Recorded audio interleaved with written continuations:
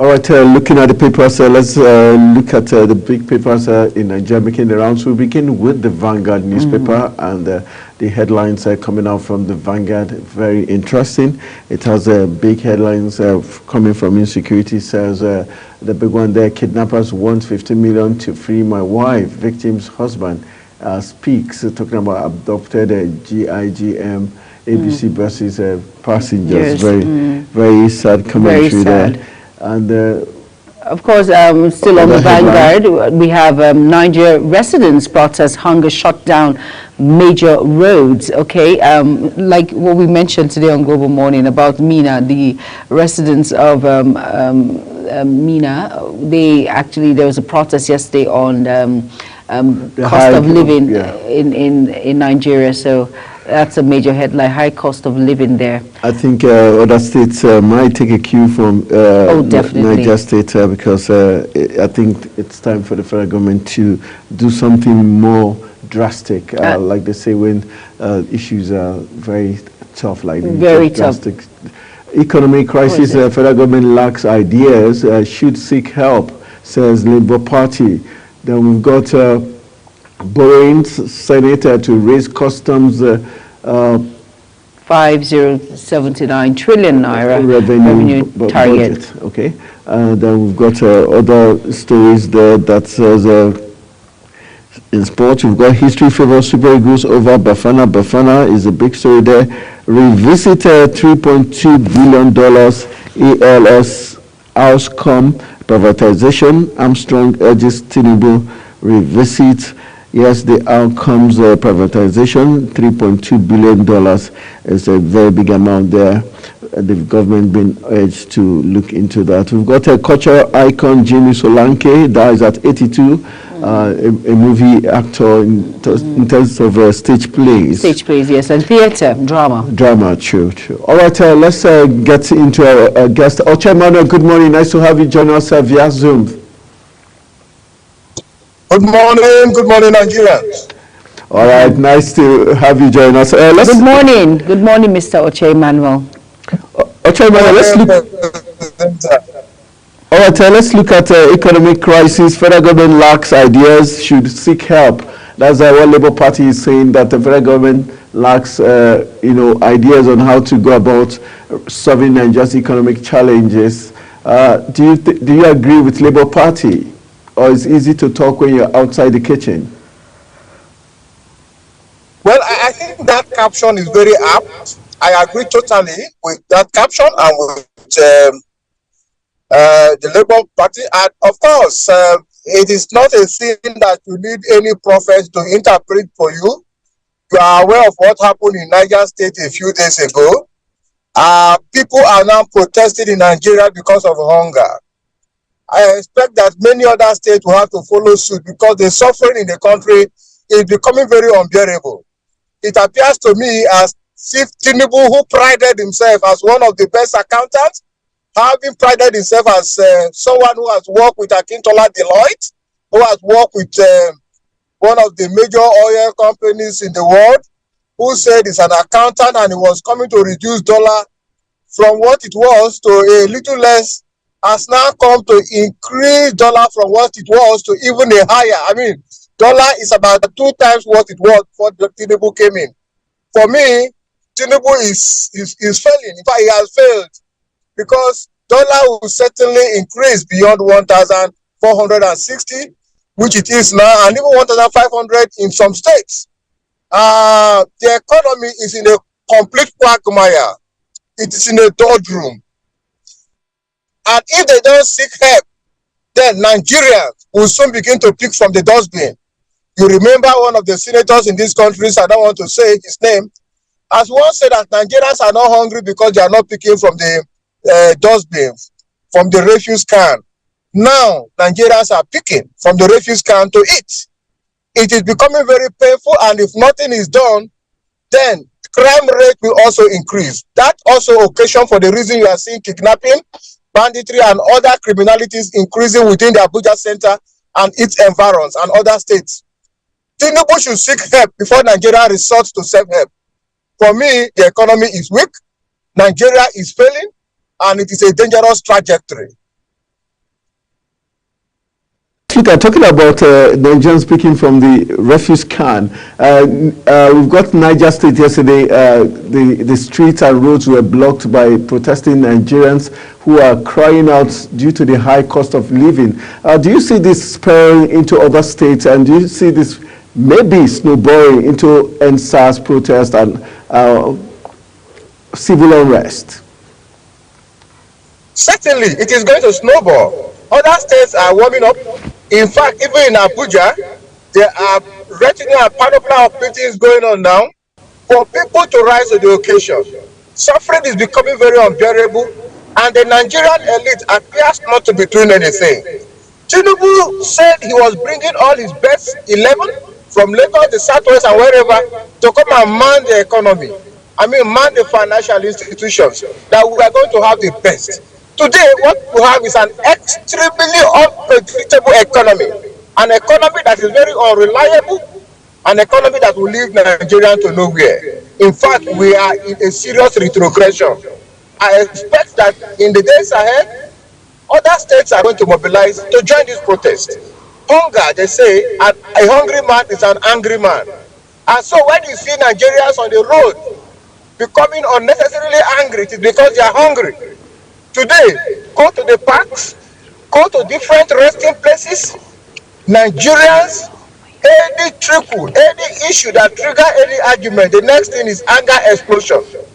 And if it continues in this way, coupled with the unemployment in the country, coupled with all manner of unbearable situations, welfare, security, and everything going down the line, Nigerians will certainly go to the street and protest. And such protests will be born out of serious anger, because a hungry man is an angry man. All right, well said. Let's look at other issues making the rounds in terms of the economy. We are seeing borrowing Senator to raise customs 5.079 trillion revenue target. Are they being realistic? Is this what we should be looking at, raising revenue targets? This target is being raised to generate income for the federal government to splosh or to use for the betterment of Nigerians. Well, one would have expected it to be for the betterment of Nigeria.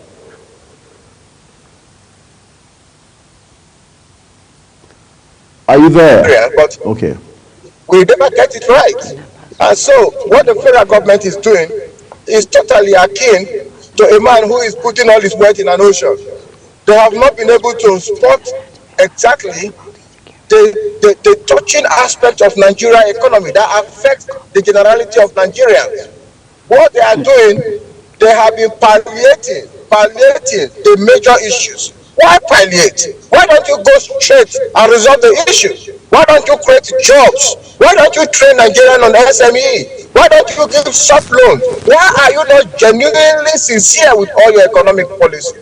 So for me, it is not going to yield any result for the benefit of Nigeria.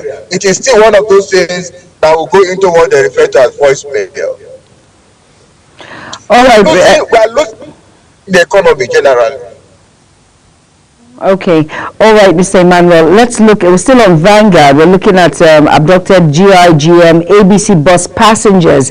Kidnappers want 15 million naira to free my wife. Let's look at the security agencies, for instance. Do you think they're doing their best in trying to curb this menace that is in our society, especially in the FCT? Well, I will not throw the baby away with the bathwater. I will not throw away all the efforts of the security agencies because of what is happening. I agree that they are doing their best, but a lot more needs to be done. In fact, if there's anything to be done, it should be as urgently done as yesterday. Today, we are seeing human beings, Nigerians, being kidnapped in numbers. I'm talking about numbers, not 1, 2, 3, 4 persons. 12, 24, hundreds. Where would they take this human being to that people will not know? It was General Sani Abacha who said that once any insurrection, once any crisis goes beyond 24 hours, government is involved. Now we have had a situation of kidnapping and all manner of banditry and criminality going on in this country. and the government is docile, the government is quiet, the government is complicit. There is nothing being done from the security agency to give an impression that they want to do something different. What they did 8 years ago is what they are still doing. The NSA, Mr. Ribadu, is not doing much to show that he had the security apparatus under control. The Chief of Defense Staff is also not responsive enough. The Inspector General of Police should up his ante. There's nothing happening to encourage Nigeria. Today, you have to now change your itinerary. Nigerians no longer travel freely. Nigerians no longer sleep with their eyes open. As much as they are trying their best, the security agency, but they could have done more. Government should pump money. Our lives are not sure anymore. Section 14 of the 1999 Constitution clearly states that the welfare and security of Nigeria shall be the primary responsibility of government. What is this government doing? People are now being kidnapped from their bedrooms in the city center of Abuja, in Galadimawa, in other areas, even in Otariki. People are being kidnapped. Are you sure that Nigeria has not failed? If the president does not have the magic wand to this, if the security agency does not have the magic wand, they should seek help. We cannot be throwing money all the time. 51 million. What happened in Buhari the other day? They went and paid the ransom. In fact, I was even a bit, I'm sorry to say this, I was even a bit appalled that a former communication minister, a minister who sat on the data processes of this country, on the information, the networking of this country, on the call data log and everything of this country, will come out to say he was sourcing for fun to go and remove his Nigerians from kidnappers then. Who is the minister, please? I mean, the former minister of communication, Patani also. Patani, yes, you know? Okay. Yes, it's not a shame on him. It's an indictment on his government and the government of President Muhammadu Buhari. It's an indictment. Look at minister who should have used this opportunity to correctly harmonize the data log, the information of every Nigerian, every call center in this country. You should be able to trace where the kidnappers are. Same minister is now the one looking for money, sourcing for money, calling friends to raise money to go and give to kidnappers. Is it not a shame? And what do the kidnappers do with this money? Buy arms and ammunition and kill Nigerians, maim Nigerians, attack Nigerians, and make life very unbearable for Nigerians. The president must sit up. Oh, all right, Mr. Emmanuel, still talking about ransom money. Let me take you back. Remember when the wife of the CBN governor was kidnapped and the ransom money was actually marked and these kidnappers were caught? Don't you think these methods should be used when it comes to kidnappers and money for ransom? So why are they not catching the kidnappers that kidnapped the trader in Nyanya market? Why are they not catching the kidnappers that kidnapped the barrel pusher on the street of Gwagwalada? Why are they not catching the kidnappers that kidnapped the civil servants in Buhari?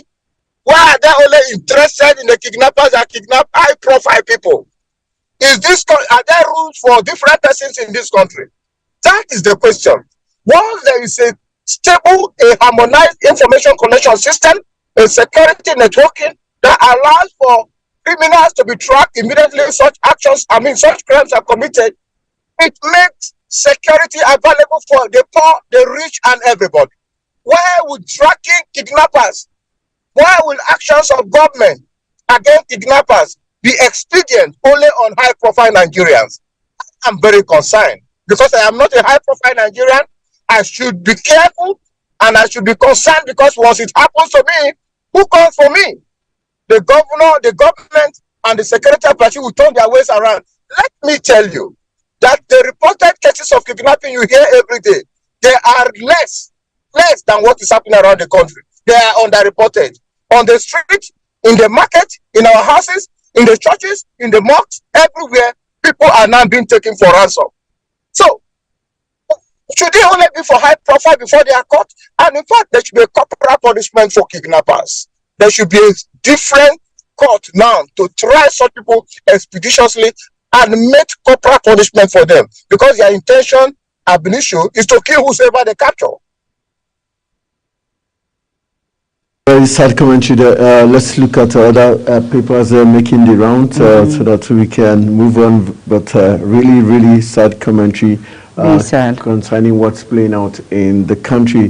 Looking at the other newspapers we've got, let's quickly move to the Daily Independent and see what the Daily Independent has in store for us in terms of the big stories on the home front. We have Nigeria needs to borrow 21 trillion naira in 2024 to avert bankruptcy.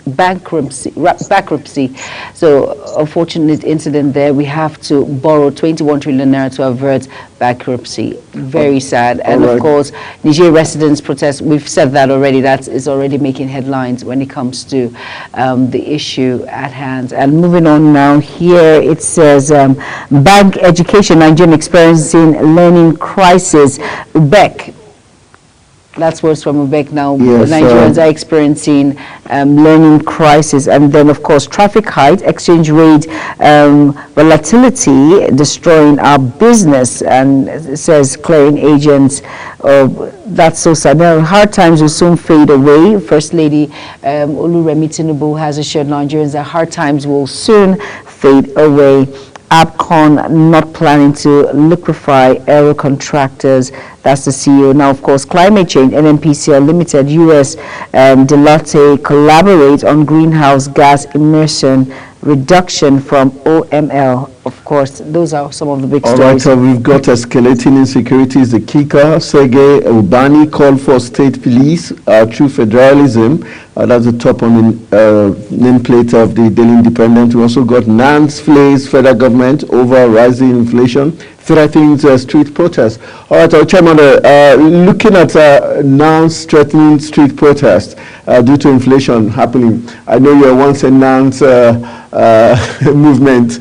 Let's look at how dangerous is it when Nance gets involved in street protests in terms of the economic hardship in the country. And also we've got Sergei and Ubani calls for state police and true federalism as regards the escalating insecurity. How do you say these two talking points, beginning with the Nance? Well, first of all, the National Association of Nigerian Students has lost its bite. When we were there, we were in the struggle for the betterment of Nigerian students and the betterment of the future of this country. We made painful sacrifices for Nigerians and for the government to sit up and take the education of Nigerians very seriously. But what we see today is a far cry from what we expected. We have seen NAS leaders who are driving in very costly cars. We have seen NAS leaders who have compromised different struggles. We have seen NAS leaders who are owning houses in estates, students owning houses in estates. What work are they doing? What contract are they executing? Who is giving them this money? They are collecting money because they want to compromise the struggle. It is very unfortunate. So, now when you see NANS are calling for struggle, it is just for the personal aggrandizement of the leadership of that association. It's very unfortunate. I weep every day when I see the NANS that we led, the student union that we led, the struggle that yielded serious result for the betterment, for the yearnings and aspiration of Nigerian students as it then was. I feel very sad and I cry every time when I see them now doing nothing other than looking for money to help themselves and live large. Unfortunately, they still have the capacity to mobilize. I encourage them to mobilize against this very terrible economic policy of the president and do all that they can do. In terms of state policy, Tinubu was one of the presidents while as a normal normal citizens in the country, who aspired and encouraged Nigerians to go for true federalism and state police. Today, Tinubu is the president of Nigeria. He is very quiet on that issue. Tinubu has become the foster father of foreign trips. Tinubu has become the foster father of heavy reliance on central government and the police at the central. Why is he not encouraging the states to begin to develop a model, a template for them to engage in what he described as true federalism. I don't know what it means by true federalism anyway. Federalism is federalism. If we are not practicing federalism, we are not practicing it. But Nigerians have called out a word called true federalism. So for me, state police will come to the rescue. Because if states are allowed to have their police, automatically they will be energized enough to meet up with the rate of criminality in their states, in their various states, because different stroke for different folks. For me, the president should take that issue very seriously and stop turning his eyes away as if we didn't know that while he was a normal citizen, he was busy browbeating the government to ensure that true federalism come into existence. Now he's the president, he's quiet about it. Has he not seen some difficulty in executing that policy? All right, well said. I think we've got The Guardian next. Yes. The big stories in The Guardian. The big stories, it says building materials, labor spike construction cost by 200%. And then looking at it now, it says hoodlums disrupt Fubara's Supreme Court victory celebration. And then, of course, we have FCCPC fumes as, let me read that, as apps violate regulation amid rising payment default. And EFCC arrests passed over 1.3 billion naira fake grants, money laundering.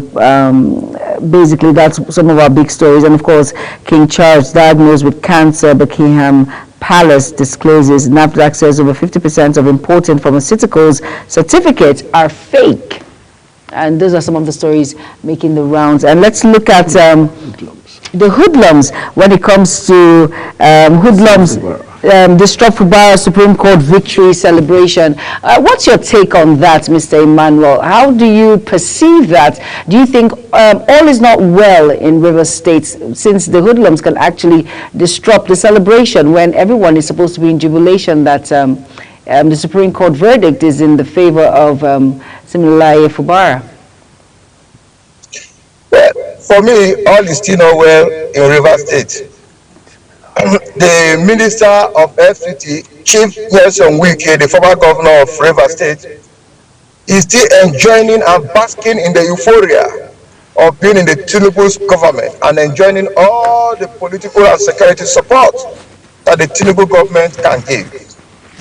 It is very unfortunate that a state which is meant to be independent and properly governed by an elected governor is being tormented, terrorized, and distracted by a minister here in Abuja. And the federal government is doing nothing. Rather, what the president had to do was to jettison rule of law and call Nelson Wike to draw out an agreement that is strange to law and strange to convention and inimical to the development of our democratic dictum. It is very unfortunate that that was what the president could do. And for a president who could go down to the point of doing such a thing can also give any support to anybody to distract a sitting governor. What is happening in Rivers State calls for serious attention. It is like Rivers State is sitting on a keg of gunpowder. And if it continues in that way, we are yet to see the worst from that state. That is a state that has some of our mineral resources. That is a state with very volatile and highly temperamental Nigerians. I'm sorry to say that. And the federal government is allowing all manner of interactions and distraction from the city, the minister of FCT. He should be called to order because those hoodlums, they didn't emerge from the moon. They are supporters of one faction. And if they're supporters of the governor, they wouldn't have disrupted the celebration process. Clearly, they are supporters of a faction. And that should be taken note of. We are concerned because what happened to River can snowball to the neighboring states, Bayelsa, Anambra, and so on. So I call on the security apparatus to give security support and the government, the federal government particularly, to allow Sim Fubara to govern the state. He is an elected governor. He should be allowed free hands to decide what happens. Look at the quagmire, the legal quagmire in Rivers State. How do you now, what is the political parties of the House of Assembly members? Having decamped, they have lost their seats. Are they members of any political party? The law is settled that once you decamp, in a situation where there's no crisis in the party, you lose your seat. And since there's no independent candidates in the country, what political parties are they representing right now? But Tinubu has to encourage such illegality, such radish abuse to rule of law. Look at how he fought the commissioners that willingly left the executive on the governor. They are back again. Do you think they will support the government and the governor?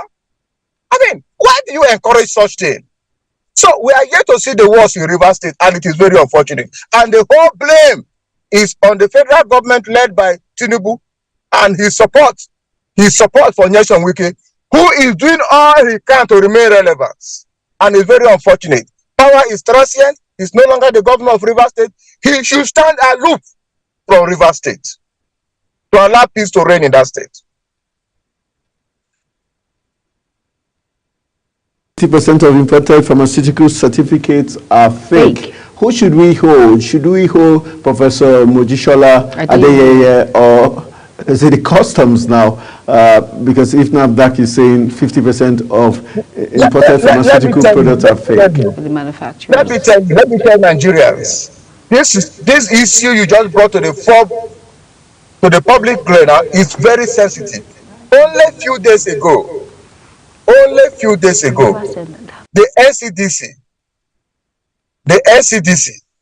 the agency of government that is meant to control disease in the country, is enmeshed in crisis, owing to the fact that drug that was supplied to that agency was administered on some people in a state in the north. I don't want to give a full detail about that information yet.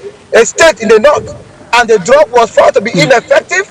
The drug was found to be terribly in a bad shape. I mean, that is the kind of drug supply that we have in the country. Who are you going to hold responsible? The Minister of Health should be held responsible.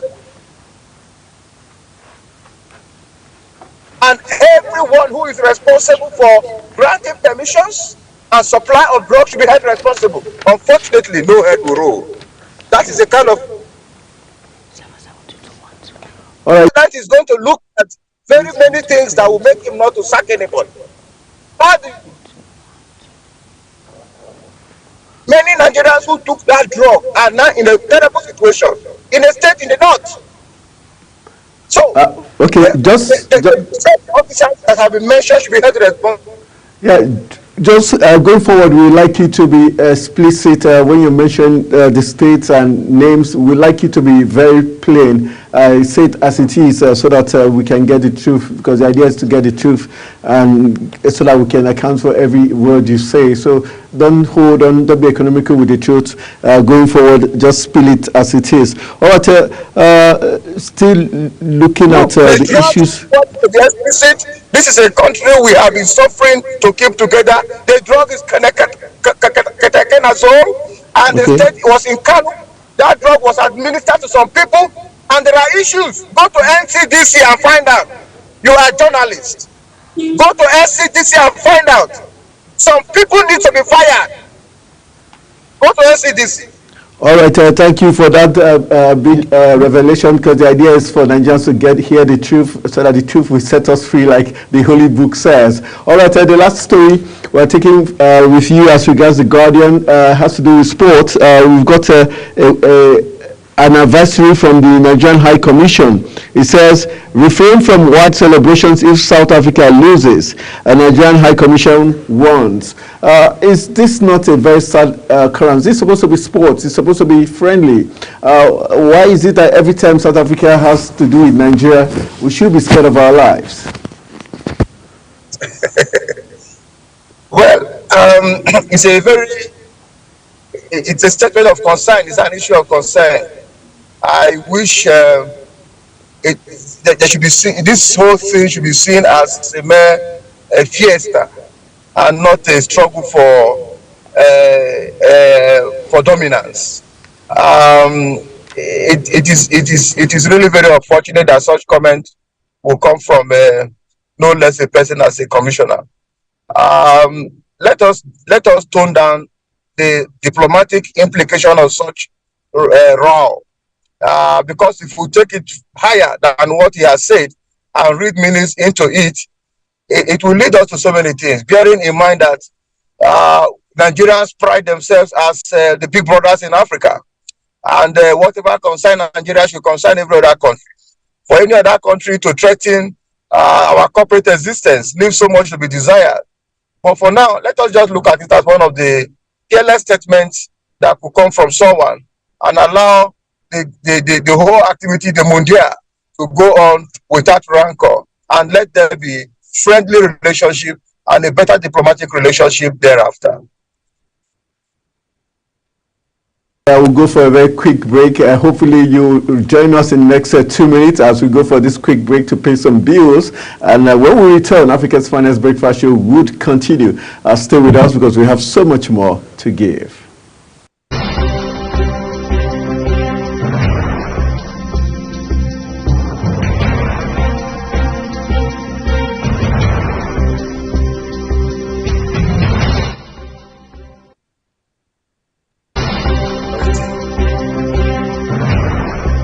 Go viral every time I see myself on it. Yes?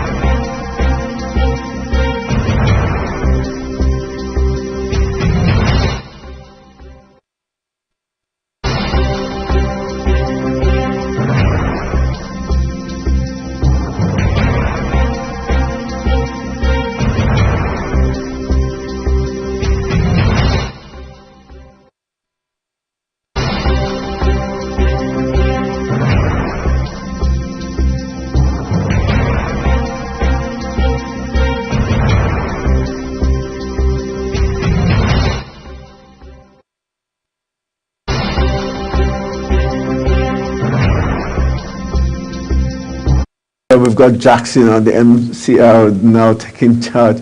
All right, am I not lucky? 2 producers on 1 program. It tells you how amazing Are we not lucky? Global television is. Sorry. You have to do that. Yes, I have to do that. All right. All right. Are we not lucky? Yeah, we are lucky. we are. Yeah. All right. So we're still looking at all the big stories making it rounds. I can't help laugh. She has a way of making me laugh my heart out. All right. We're still looking at the big stories making it round. We were looking at the Guardian initially, and the big stories are making the rounds. We'll hopefully let's look at other papers to check the big headlines. All right, the Guardian. Ochemane, are you still there with us? Yes, I'm here. I'm here. Okay, nice to know you're with us. Let's hopefully we've got Juma Mansi who will be looking at the papers for us. We've looked at the Guardian. Up next, let's see if we can go to some of the international papers. There, we've got the Daily Telegraph, and it says King has cancer. That's King Charles there, and we're looking at he has cancer. And let's talk a bit about that now. Does that mean now that he has cancer, what's going to happen? Is there going to be change of leadership when it comes to King? Okay, Chairman, this question is for you. Now we could see the Daily Telegraph quickly writing it boldly. The King has cancer. They tell us what the disease he has, and they are saying he's going to feel stronger because he knows his people are with him. What would you have to say for Tinubu, who we don't know what he has, but we know he's in France? That is the difference between African kind of leadership and the European kind of leadership. Don't forget that when the king went to the hospital in St. Britain, he went for a different treatment. And in the course of the treatment, they decided to expound medical tests. And immediately, when they discovered that he had cancer, the government of the United Kingdom openly declared that this is the health condition of the king. And that cancer, by the way, is a kingly cancer. Let me just name it as a kingly cancer. So the cancer treatment will be classical. You will be subjected to some of the best medical treatment for cancer in the world. But we have a president in Nigeria, President Tinubu, who has been at the forefront of criticizing previous presidents who have engaged in such medical tourism abroad, who has also criticized most of the leaders for not putting our medical facilities in good shape. Tinubu has become the foster father of foreign medical trip now. And it's a shame. Unfortunately, on each time he travels, his health condition is not even declared to the public. This makes the disparity between European leaders and African leaders very clear. As a president, the money that is spent on you for treatment is taxpayers' money. It is not your money. And so the taxpayers whose money you are spending on yourself needs to know what you are treating. But in Nigeria, they keep it to themselves. In Africa, they keep it to themselves because they want to continue to sit tight, even when they are mentally unstable to lead the country.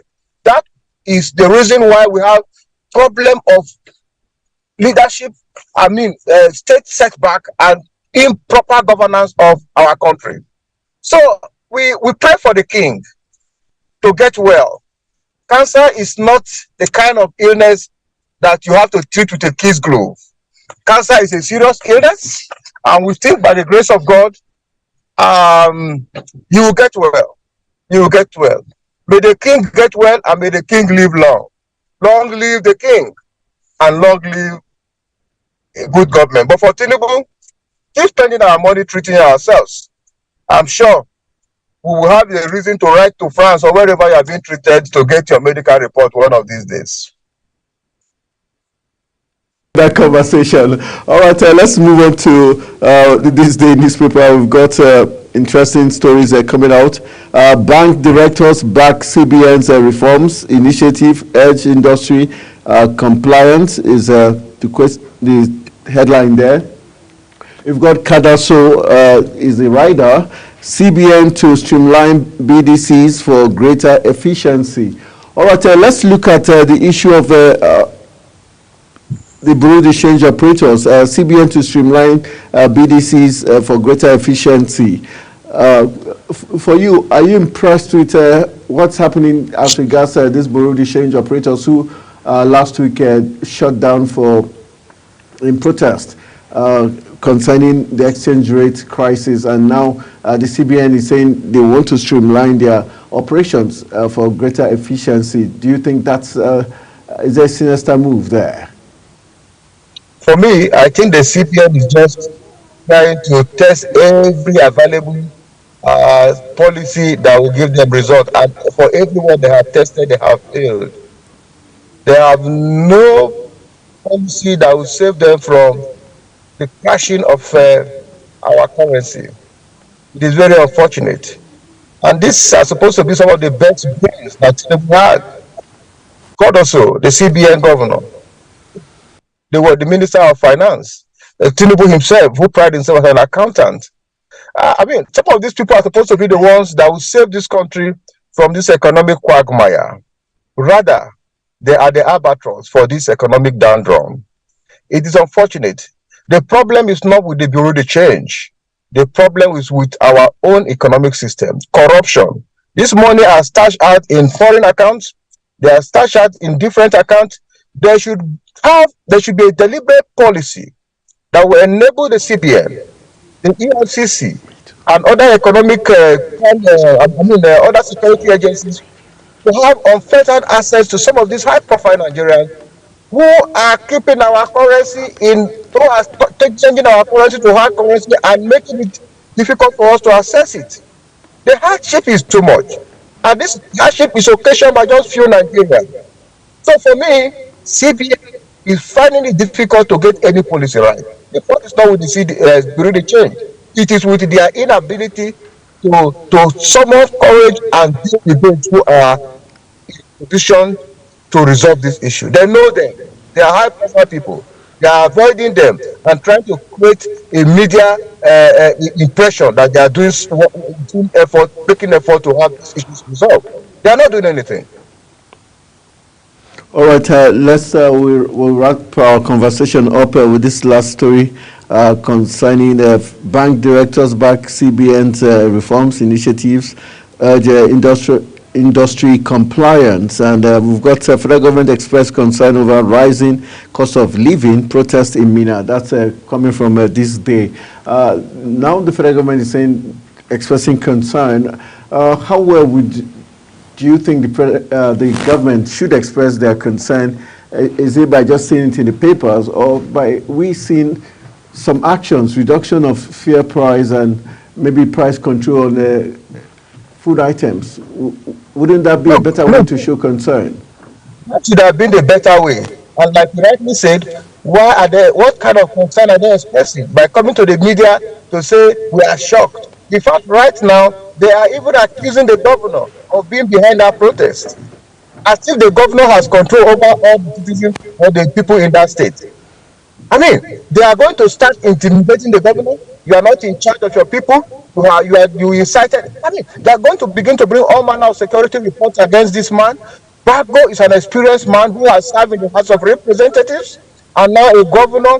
He should know what it means to be a governor, having had political experiences here and there. I mean, he is a governor that listens and wants to help the people to get to their yearnings and aspirations. But the federal government, instead of going to send a research team to Niger State to investigate and find out ways they can meet, the yearnings and aspirations of those who have protested. Their protest is the same. It's the same reason that any other Nigerians will have to protest anywhere.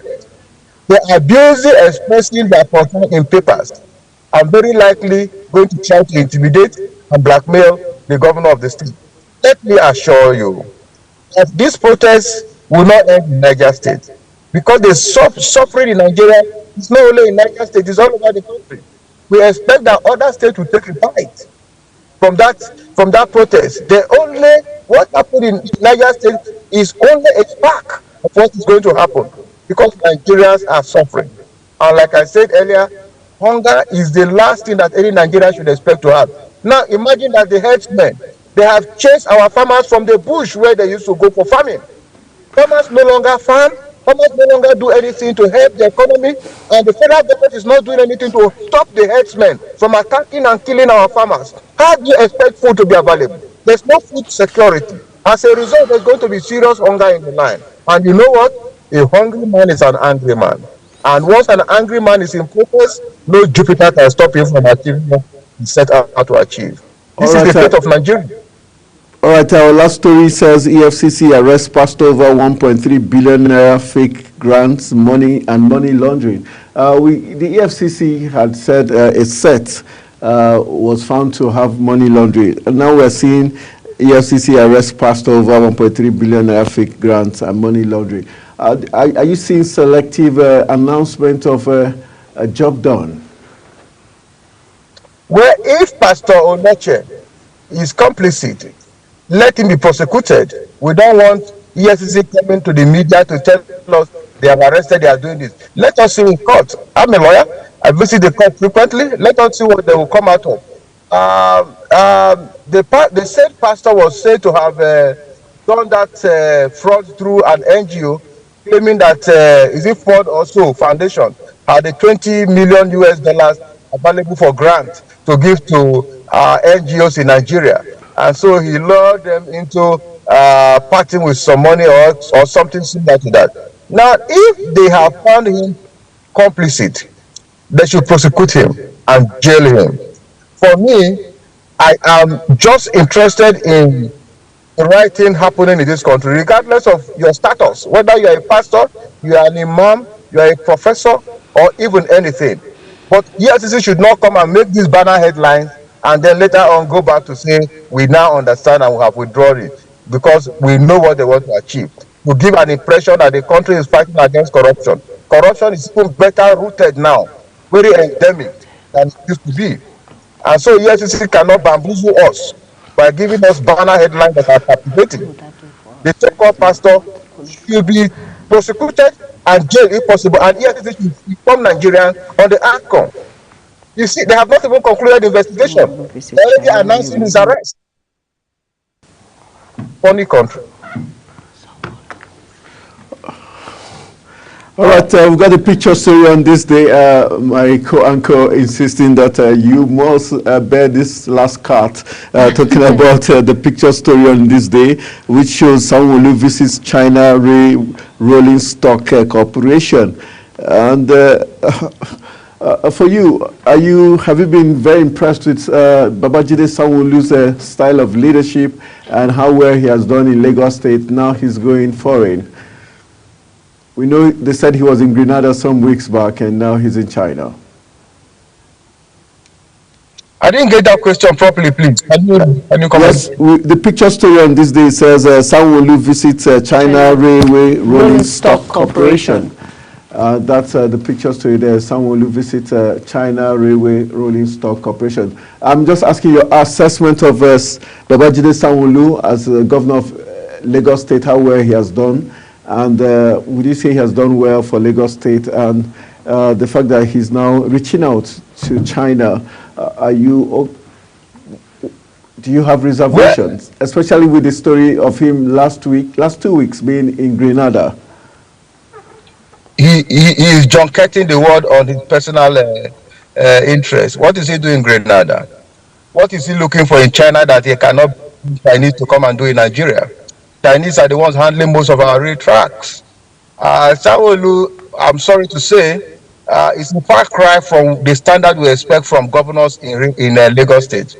Most governors in Lagos State, beginning from the days of Fashola to Ambode, they have been living above average. They have been doing well above average. They have met the expectations of Nigeria.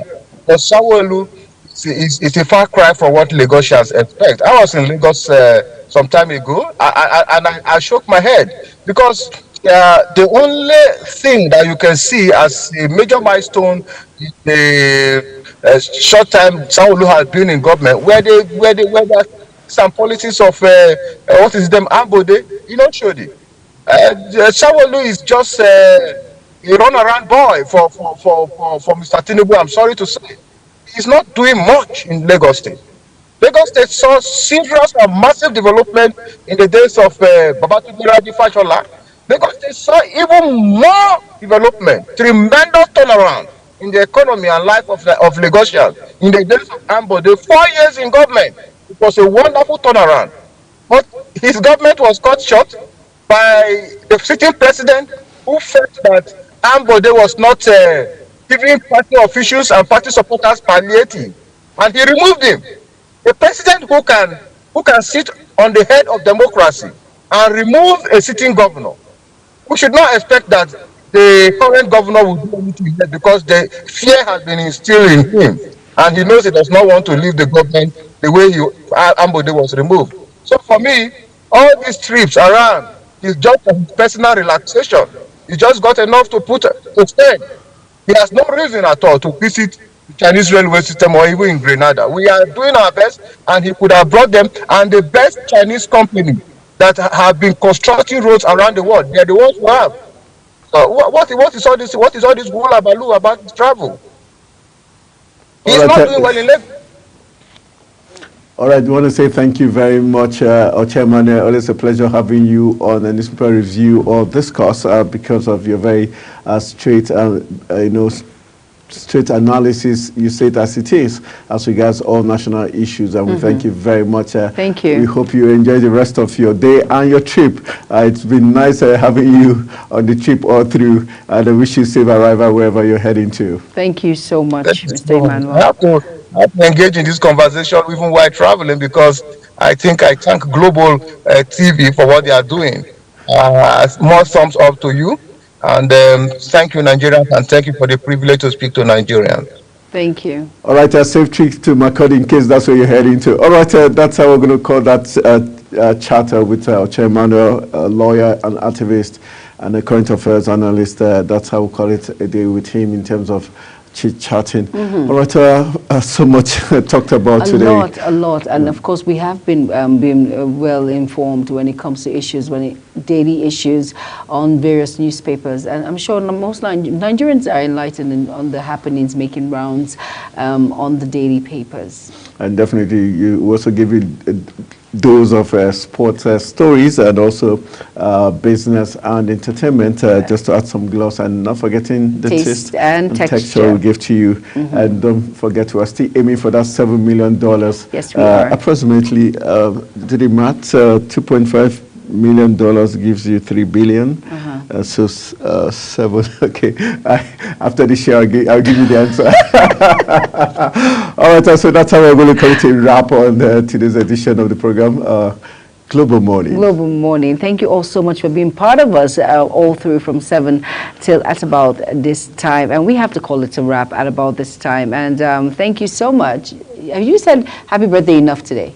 Okay. That's just me saying happy birthday to you and wishing you the very best life can offer. And I'm sure your fans out there are saying happy birthday too. Thank you all so much. And all right, the party is in-house. Make sure you join us.